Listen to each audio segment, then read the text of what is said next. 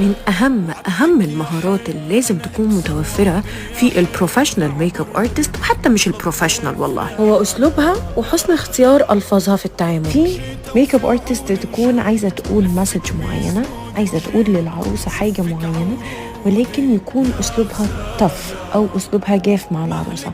ألفاظها اللي هي بتختارها بتكون تقيلة، جارحة، دايركت قوي، في حين ان انت ممكن توصلي نفس المسج اللي انت عايزاها، نفس النقطة اللي انت عايزة تتكلمي فيها، بس بأسلوب يكون لطيف راقي، بألفاظ تكون حساسة شوية. فنصيحتي بقى للميك اب ارتست ان انت ممكن تكوني محترفة ومكياجك خطير، لكن الناس تنفر منك بسبب اسلوبك. لازم يكون عندك حسن اختيار الألفاظ، حسن اختيار المواضيع، وحسن اختيار الكلمات، وطريقتك تكون حساسة وتراعي ان ده اهم يوم في عمرها.